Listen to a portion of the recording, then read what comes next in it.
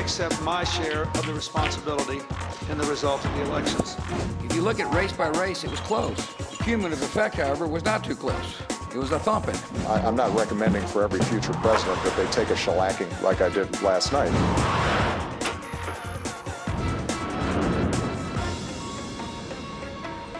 Hello and welcome to Planet America. I'm John Barron. I'm Chaz Licciardello. Tonight it is all about the fallout from last week's midterm elections and how that is shaping the race to the White House in 2024. We're going to be talking to Never Trump Republican Bill Kristol. Is this really the end for the Donald and the beginning of the Ronald? But first... Republican hopes of sweeping back into control of Congress in the midterms have come crashing back to earth, and former President Donald Trump is getting much of the blame. The numbers have been amazing so far. In reality, the election was a disaster for Trump. At his election watch party in Mar-a-Lago, he was fuming as many of the most high-profile candidates he endorsed went down. Among them, Senate candidates like Mehmet Oz in Pennsylvania, Don Bolduc in New Hampshire, Blake Masters in Arizona, and Herschel Walker in Georgia, who all underperformed their polls and predictions. Democrats have held the line in the Senate and may even extend their majority. Georgia's Democratic incumbent Senator Raphael Warnock finished almost 1 point ahead of Walker, but short of the 50% threshold needed to avoid a runoff under state law. The Democrats managed to flip the Republican-held Senate seat in Pennsylvania. Lieutenant Governor John Fetterman overcoming a high-profile opponent and the after-effects of the stroke he suffered in May to achieve a victory that defied recent polls. I'm just so proud of the race that we ran. And, this campaign has always been about fighting for everyone who's ever been knocked down that ever got back up. In the end, Fetterman defeated Oz by a surprisingly comfortable margin, around 235,000 votes. On Saturday, Senator Mark Kelly was declared the winner in Arizona, in the seat once held by the late John McCain. Then, yesterday, Democratic incumbent Senator Catherine Cortez Masto, the only Latina elected ever to the Senate, managed to run down Republican Adam Laxalt, putting the Democrats over the top. Now, we celebrate, and let's continue the work. Thanks, everyone. So, here's where things currently stand. Democrats have 50 Senate seats, with Vice President Harris able to cast a deciding vote that puts them in control. In the House, Republicans are still favoured to win by a small majority, but it could conceivably still go either way. Former George W. Bush speechwriter and longtime Trump defender Mark Thiessen summed up the feelings of many Republicans this way. The Republican Party needs to do a really deep introspection look in the mirror right now, because this is an absolute disaster. An absolute disaster seems a bit negative, given they will probably win the House and be able to block the Democrats' legislative agenda. But of course, this is all about expectations. And what they're expecting was... Red wave rising. That is the focus of tonight's angle. It's going to be a wave election, and you're going to lose the Senate, and I'll bet you $1,000 right now. The knives are being sharpened right now for Joe Biden. Democrats are going to get crushed on November 8th because a red wave is coming. Not just a red wave, a tsunami, a landslide. It was supposed to be. Absolutely monstrous. Even the new owner of Twitter, Elon Musk, was predicting... massive red wave in 2022. Then there was former Republican Speaker Newt Gingrich, who had this guesstimate for gains in the House last week. Personally, I think it'll be about 44, and Kevin McCarthy is the next speaker. Well, even that is no longer a certainty. Kevin McCarthy has a few cats to herd first. Meanwhile, on Wednesday morning, reality was finally sinking in over on Fox and Friends. I'm shocked there was no red wave. Still, former President Trump took to Truth Social to try and change the narrative. We won! Pelosi is gone! We take Congress, and if we can stop the very obvious cheating, we'll also take the Senate. Big victory. Don't be stupid. Stand on the rooftops and shout it out loud. As a great man once tweeted, sad. The victories for the Democrats extended further down the ballot as well. In Pennsylvania, the Democrats are on the verge of taking the State House for the first time since 2008. They've also taken both state houses in Michigan and one in Minnesota. And if trends continue, they won't drop a single state legislature for the first time since 1934. So plenty for the Democrats to celebrate there, although I think some of these results have been a little bit overplayed, to be honest. You yourself mentioned last week, John, that comparing these midterms to previous results is a little unfair because the Republicans already won a bunch of seats in 2020. Democrats didn't have that much to lose. Exactly. So have a look here. There were the number of seats each opposition started with for the last few House shellackings. And you can see that this time round, the Republicans started off with a few more seats. So even after all those drubbings you see, the opposition mostly ended up in the 230 to 240 seat range. At this stage, the Republicans have won or are leading in 221 seats. That could change a bit. Either way, they've really only ended up about 10 to 15 seats behind the drubbings of the past. Not a total failure. But, like John said, that wasn't the water-based natural disaster that they were hoping for. So why didn't it work out? Well, firstly, the Democrats won the middle ground. Democrats actually won the independent vote 49 to 47, according to the exit polls. Whereas by contrast, it was the opposition party that won independents by double digits in each of the last 4 midterm elections. The Democrats also won voters who said they somewhat disapprove of the president. They won them by 4 points. Whereas the president's party previously lost that group by over 20 points in every midterm exit poll that has ever been conducted. Wow, how did that happen? Especially at a time when 73% of the public are either dissatisfied or angry about the way things are going in the US. Well, let's take the crucial swing state of Pennsylvania as an example. It's not like people weren't struggling there. If you combine those saying the economy is not so good or poor in Pennsylvania, that's 75% of their voters. And those who say that inflation over the last year has caused their family either moderate or severe hardship, that's 78% of voters. But over those who said that inflation had caused their family severe hardship, 29% of them still supported the Democrats. And out of those who said the economy was not so good, 66% of them supported the Democrats. Okay, so why was that?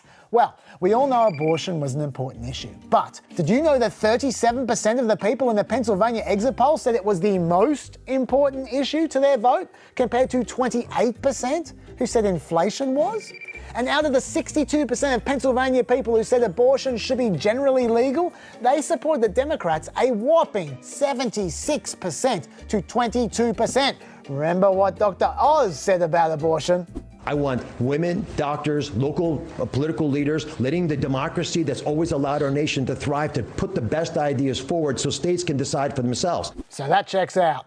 Then there's the issue of democracy, because it just so happens that in Pennsylvania, the governor is responsible for hiring the person who runs their elections. And the Republican candidate for governor, Doug Mastriano, was pretty heavily into Stop the Steal. That's him on January 6th. Well, surprise, surprise, 57% of Pennsylvanians did not trust Mastriano to oversee the state elections. In fact, not only was Mastriano central to the efforts to overturn Pennsylvania's 2020 election results, but he's also a strident opponent of abortion.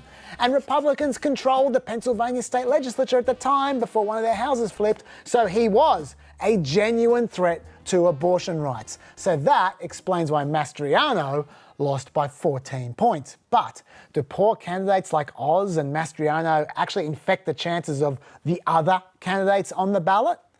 Maybe they do. Because remember whose state legislature just got flipped for the first time since 2008?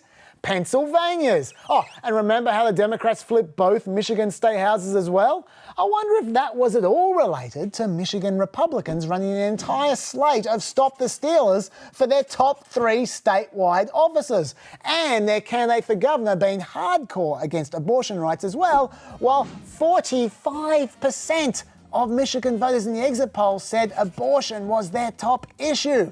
Maybe there's a connection there. And the examples don't end there either. According to the Washington Post, there were 46 Republican election deniers running in competitive races last week. And out of that 46, a whopping 37 of them either lost their race or are currently trailing. 14 of those were in the critical 3 states of Arizona, Michigan, and Nevada. Now, this didn't happen everywhere, but Republicans picked far too many candidates who were problematic on abortion or democracy in the critical places that mattered. Democratic data guru David Shaw crunched the numbers, and he said the Republican turnout overall was actually very strong relative to Democratic turnout. But it was in districts considered to be safe for Democrats that Republicans did well. In those districts, the Democrats' share of the vote declined by 2.5 points relative to 2020. But in the crucial toss-up districts, or the districts that Democrats were struggling to defend, the Democratic vote share only fell by 0.4% compared to 2020. This is how, in a New York Times poll just before the election, more people wanted Republicans to gain control of the Senate in those same states that they preferred individual Democratic candidates in. So you get that? They were choosing Democratic senators while wanting Republicans to control the Senate because they found those specific Republican candidates in those states to be so bad. That is how poor candidate selection combines with the shrewd promotion of issues to highlight that poor candidate selection to swing an election that shouldn't have been swung. Really interesting poll, that one. And there's still plenty at stake, by the way, in this upcoming Georgia runoff. For Democrats, if they win that, they will have an actual majority rather than just a functional majority. That gives them a bit of insurance, just in case they can't get someone like Joe Manchin or Kyrsten Sinema on board for a particular vote. And, of course, former President Trump has plenty on the line in Georgia as well. He was the one that pushed Herschel Walker to run in the first place. So if Herschel loses, so does Trump. Georgia's Republican Secretary of State Brad Raffensperger, who you'll recall resisted pressure from then-President Trump to declare the 2020 election in the state was stolen, he says he will make sure this runoff is also a fair vote. I'll ask the voters to come out and vote one last time. We have no control over how many campaign ads our voters are going to see over the next 30 days, but we'll make sure that we have honest and fair elections. All those ads come with a very hefty price tag. Democracy ain't cheap. Warnock enjoyed a massive fundraising advantage over Walker, by the way, raking in close to $100 million in campaign donations to Walker's $37 million. And Warnock still reports twice as much cash on hand as Walker, so that'll be handy. Outside groups have already pumped large amounts into this contest, with around $15 million each spent supporting Warnock and Walker. But get this, close to $60 million spent opposing each. Negative ads win. That is a total of $262 million spent, and they're about to do it all over again. That will likely make this the most expensive single race of the election cycle after Pennsylvania's Fetterman Oz race cost $372 million.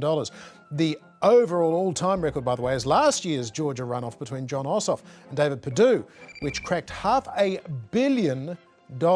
Overall, the total cost of the 2022 state and federal elections is projected to exceed $16.7 billion with a B dollars. Bracing for far greater losses than eventuated this week, though, Chaz, the White House hadn't even confirmed that President Biden would appear and give the traditional post-election presidential press conference. In the end, though, there was no keeping Joe away from the podium, declaring the biggest winner was America's democracy itself. Our democracy has been tested in recent years, but with their votes, the American people have spoken and proven once again that democracy is who we are. I guess Biden's earned the right to define this performance any way he likes. Sure. But we're going to talk more about the Georgia runoff and what this means for Trump in the Off the Planet Extra on iView, Facebook and YouTube. Indeed we will. Much of Republican anger over the losses last week was directed squarely at Donald Trump, but give the guy some credit. He did pick one thing right. Well, I think if they win, I should get all the credit, and if they lose, I should not be blamed at all, okay? But it'll probably be just the opposite. And so it was, and Trump was focusing his resentment on the night's really big Republican winner, Florida's Governor Ron DeSantis, who won a stunning victory with coattails long enough to boost other conservatives across the Sunshine State. ABC News can now project that Ron DeSantis has been re-elected as governor. Talk will immediately turn to whether or not he runs for president in 2024. And indeed it did. DeSantis beat Republican turned independent turned Democrat Charlie Crist in a canter, almost 20 points the margin. But Seeing Ron DeSantis suddenly hailed a hero certainly irked former President Trump. Even before those results were in, Trump had coined a new nickname for his potential presidential rival. Ron DeSanctimonious. So we can add that one to the list of nicknames. Let's see if that sticks. But where did DeSanctimonious come from anyway? Maybe it had something to do with this ad? And on the 8th day, God looked down on his planned paradise and said, I need a protector. So God made a fighter. Now, I know that the ad comes off as kind of creepy. A little bit. Yes, but we should note that it is a tribute to a classic Super Bowl ad. And on the 8th day, God looked down on his planned paradise and said, I need a caretaker. So God made a farmer. Still a little creepy, though. They're rewriting the Bible. I know. But look, we know where the nickname came from, at least, John. According to Maggie Haberman, it was our old mate Roger Stone who posted that Trump's endorsement made Ron DeSanctimonious governor a few days before Trump used the same term and pretty much the same sentiment as well. What's interesting about that attack on DeSantis, though, is it completely undermines Trump's mythology. The argument always from Trump world is, well, he's a counterpuncher, right? He won't attack you. He'll only come after you if you've already thrown the first punch. Ron DeSantis is tweeting right now about hurricane preparedness in the state of Florida. He just won a resounding re-election. He's trying to help his state get ready for another hurricane. He did not start this fight at all. This was a preemptive strike by President Trump, and I think we know why. And if you thought that attack on Ron DeSantis was unnecessary, how about this one? Trump told Fox News, I think if DeSantis runs, he could hurt himself very badly. I really believe he could hurt himself badly. And I would tell you things about him that won't be very flattering. I know more about him than anybody, other than perhaps his wife. Perhaps, John. So there's a chance that Trump knows more about DeSantis than his wife. Just a chance. Yeah, I wonder if he's got a dossier or something. Maybe. Look, I expect he's going to open that dossier and tell us all those horrible things soon, just about the same time he spills the beans on Ted Cruz's wife that he promised all those years ago. At least the last few days, Trump's been responding to something, but not from Ron DeSantis. This was the New York Post front cover on Wednesday. The future. And this was the cover from Thursday. Bit harder to follow, that one, but trust me, it's not complimentary. It did not escape Trump's attention either that this was happening at the very same time that the Wall Street Journal and Fox News were also taking multiple swipes at him. He wrote that News Corp is all in for Ron DeSanctimonious, an average Republican governor with great public relations. Then it got interesting because Trump said DeSantis didn't have to close up his state, but he did. Unlike other Republican governors whose overall numbers for a Republican were just average, middle of the pack, including COVID. Now, that didn't make much sense, but allow me to translate. Trump is feeling very insecure about DeSantis' record with COVID. Let me tell you why. This here is a tweet from April 30, 2020, when the US COVID lockdown was in full effect. Trump wrote, Sweden is paying heavily for its decision not to lock down. The United States made the correct decision. I emphasize that was on April 30. Back then, Trump was pro-lockdown. Also, though, on April 30 was this story about how DeSantis announced that Florida would start lifting stay-at-home orders. The very same day that Trump was still defending the lockdown. Now that is an Achilles heel in a Republican primary, and Trump knows it. And so do his Republican opponents, like Congressman Chip Roy, who responded to the Ron DeSanctimonious clip with, or Rhonda said no to Fauci. That's another angle. That would be a very ominous tweet for Trump supporters, John. Interesting. It's not just Ron DeSantis that is feeling the wrath of Don. Another potential 2024 Republican candidate, Virginia Governor Glenn Youngkin, got this odd shot across the bows. Youngkin. Now, that's an interesting take. Sounds Chinese, doesn't it? In Virginia, couldn't have won without me. I endorsed him, did a very big Trump rally for him telephonically, got MAGA to vote for him, or he couldn't have come close to winning. He knows it and admits it, besides having a hard time with the Dems in Virginia. But he'll get it done. And for Republicans jockeying for leadership roles in the next Congress, assuming they have a majority, loyalty to Trump is already a litmus test. Third-ranking House Republican Elaine Stefanik didn't even wait for Trump to confirm he's running for president again before announcing, "I'm proud to endorse my friend Donald J. Trump for president in 2024. Well, according to Bill Kristol, who'll be with us in just a tick, Stefanik may have set her sights even higher, suggesting she's running to be Trump's vice presidential pick. Or running to be Speaker. She's running for something, though. Yeah, that's a good point. Trump allies, including Jason Miller, have publicly urged President Trump to delay his presidential announcement this week until after the Georgia runoff in early December. But right now it does look as though it's going to happen Tuesday night in the US, Wednesday afternoon Australian time at Mar-a-Lago in Florida. If that does happen, we'll have a special edition of Planet America for you on Wednesday night on ABC News. But for now, for more, we're joined by former Reagan and Bush advisor Bill Kristol, one of the most respected conservative commentators in America today and a leading member of the Never Trump movement.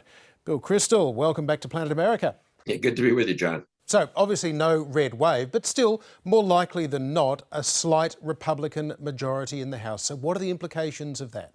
Election day was a victory for Joe Biden and for the Democrats, a muted victory, but it was the red wave was the dog that didn't bark. There was no repudiation of the Biden administration.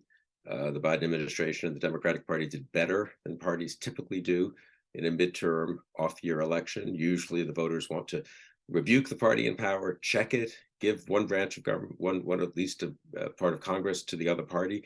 They look like they've done that for the Republicans in the House, but very narrowly. And it looks like the Democrats will hold the Senate and might even pick up a seat.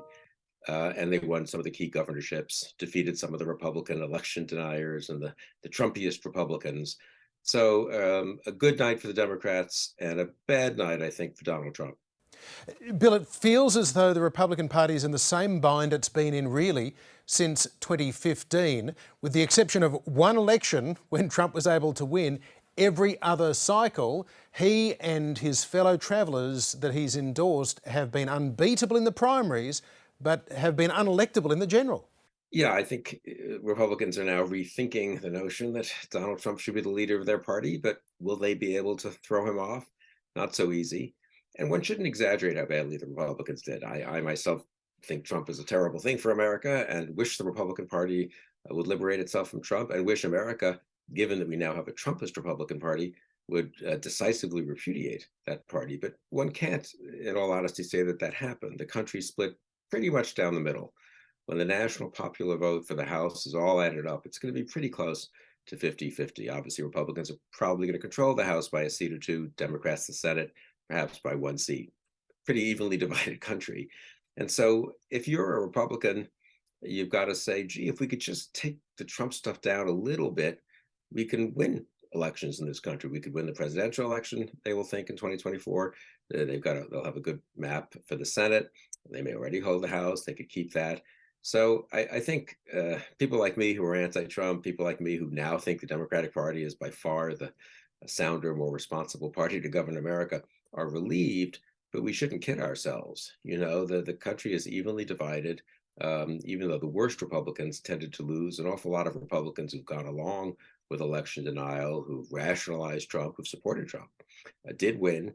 And it's not as if Democrats are now prohibitive favorites for 2024. So I think for intelligent Democrats, thoughtful Never Trumpers, Tuesday night was more of a sigh of relief than a smashing victory.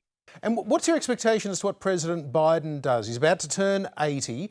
If it looks as though maybe Donald Trump is not going to be the nominee, does that reduce his rationale for running again in 2024? You know, I think Joe Biden correctly says that he's the one who did beat Trump in 2020, and he probably thinks that he's the one who would have the best shot at beating Trump again in 2024. I'm personally a little doubtful. I just think the age issue will play a role. And also just, you're president for 4 years, coming out of the pandemic, making tough decisions. You always accumulate some baggage, so to speak. And I do think we have some evidence from the election last Tuesday, some empirical data, just as Ron DeSantis on the Republican side showed there was a potentially large vote for Republicans who weren't Trump in a state like Florida.